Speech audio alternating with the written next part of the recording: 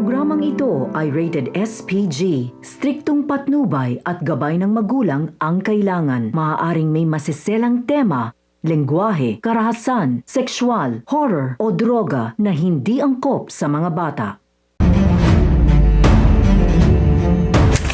Isang mapagpalang araw mga kapamilya, narito ang mga pinakamainit na tagpo sa Blood vs. Duty. Pero bago ang lahat, kung bago ka pa lamang sa aking channel, ay huwag kalimutang mag-like, mag-share at mag-subscribe para lagi kang updated sa mga bagong recaps na aking i-upload.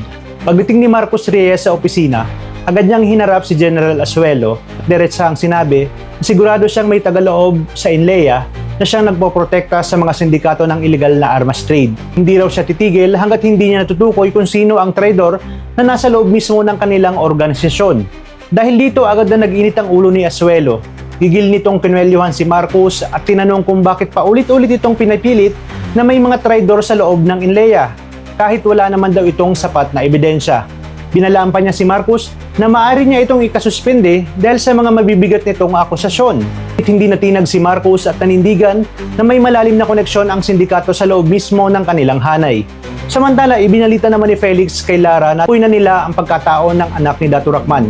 Ipinakita niya ang laraw ni Jalil Abubakar, ngunit wala pa rin silang kaalam-alam na si Jalil at si Major Alan Espina ay isang tao lamang.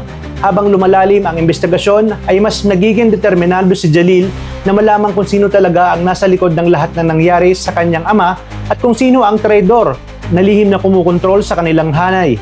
Naniniwala rin si Felix na hindi kayang kumilos mag-isa ni Jalil. Sigurado siyang may taong tumutulong dito mula sa loob, kaya palagi itong nakakalusot sa kanilang mga operasyon. Dahil dito, agad na nagtungo si Lara sa CCTV room upang balikan ang mga kuha noong papatakas itong si Dato Raman.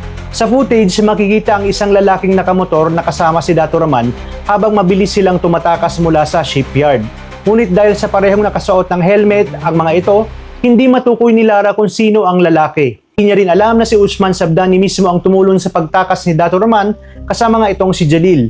Habang lumalala ang sitwasyon ay lalo namang nagingikit sa galit itong si General Carillo. Bukod sa nasabat na ang shipment ng mga armas ng sindikato, nakatakas pang muli si Dato Raman. Para kay Carillo ay malaking dagok ito sa operasyon, kaya nagsimula na niyang pag-initan si Lara kahit itinuring niya itong parang sariling anak noon. Ano pang lumalim ang tensyon nang sabihin ni Felix kay General Carillo na pakiramdam niya ay unti-unti nang lumalambot ang puso ni Lara, baka naaepektahon pa ito sa kanilang plano. Dito ay malamig na sinabi ni General Carillo na hindi siya magdadalawang isip na tuluyang ipatumba si Lara kapag naging sagabal ito sa kanilang plano.